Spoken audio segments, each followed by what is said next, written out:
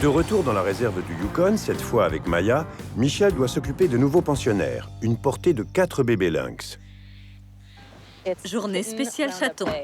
Nous devons vacciner des petits lynx, leur faire subir des examens de santé et leur implanter une puce électronique sous-cutanée. 1, 2, 3, 4. Et pour chaque animal, tu détaches ça et tu le colles sur leur fiche, d'accord? Une fois dans l'enclos, on n'a pas beaucoup de temps. D'abord parce que c'est stressant pour eux, il faut faire vite. Et puis, leurs parents ont l'habitude d'être aux aguets dans les parages. Michel n'a pas tort de s'inquiéter. Les lynx du Canada sont des chats sauvages indigènes 2 fois plus gros qu'un chat domestique.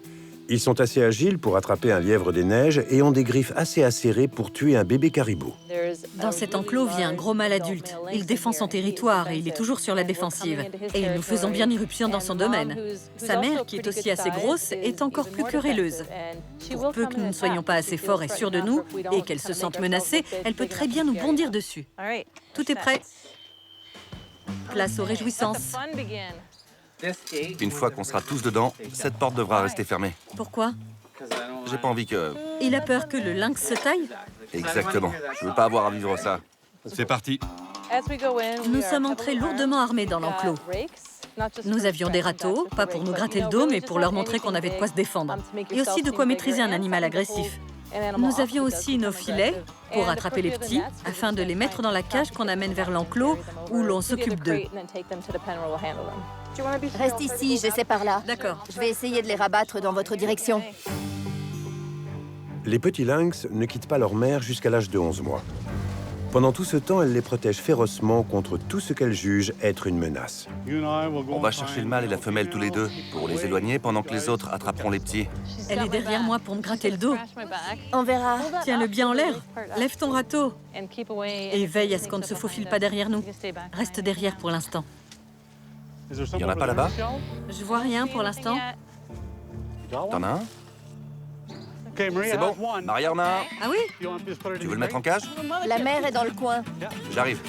Que quelqu'un récupère le petit et le mette en cage. Ah, en voilà un. Maya, il y en a un en bas. Je l'ai vu. Attention, voilà sa mère. Non, il va la suivre là-haut. Je le vois. Maya, tiens-toi prête, sa mère est tout près. C'est très dur de suivre ma mère quand je dois rester derrière elle. Il est dans le coin.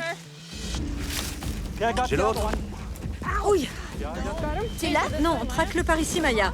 Il arrive vers toi, Daniel. Le voilà. Je l'ai. Le mâle est juste ici. Je le vois.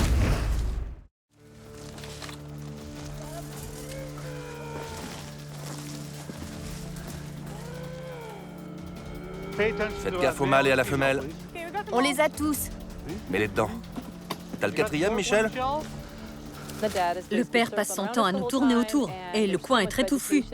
Le problème, c'est que fouiner dans cet environnement à la recherche des petits n'est pas la chose la plus simple qui soit. On en a un. Tu l'as, maman? C'est bon, je l'ai. On les a tous? Oui, tous les 4. Génial. Attention à ne pas lui faire mal. Allez hop. Bizarre, j'en vois que 3. Il y en a bien 4. D'accord. Ça n'a pas été trop dur. Tous les 4 sont en cage. On va l'amener à l'écart pour se protéger de la mère et du père. Et puis sortir les bébés et nous occuper d'eux. Il faut d'abord les peser, ensuite ils passeront leur visite médicale, on les vaccinera et on leur implantera une puce. Nous les observerons quelques minutes pour nous assurer qu'ils réagissent bien au vaccin et ils pourront retrouver leur mère. C'est parti!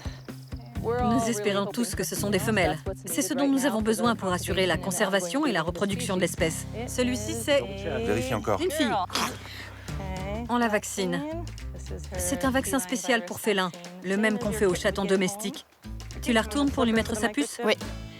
Ces puces permettent d'identifier et de suivre les bêtes, en particulier quand elles sont transférées dans d'autres réserves ou des zoos, dans des programmes de conservation. Je lui implante la puce entre les omoplates. Je dois juste passer cette grande aiguille sous sa peau.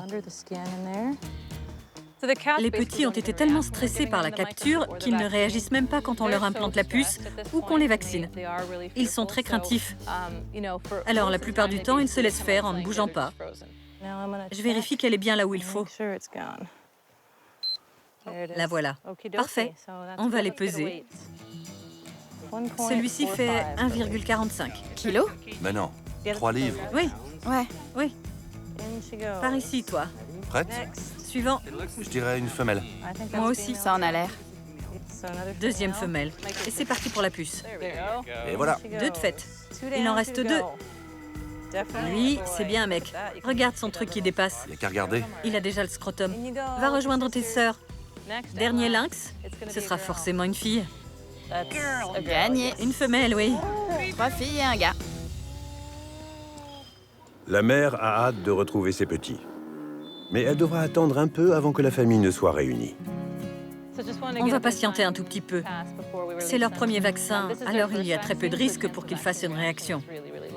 Mais je veux être certaine qu'ils n'auront pas non plus d'effets secondaires sur l'inoculation de la puce. On les laisse quelques minutes, puis on sortira et la mère pourra les rejoindre. Au bout de 10 minutes, le docteur Oakley relâche les petits. Tout s'est bien passé.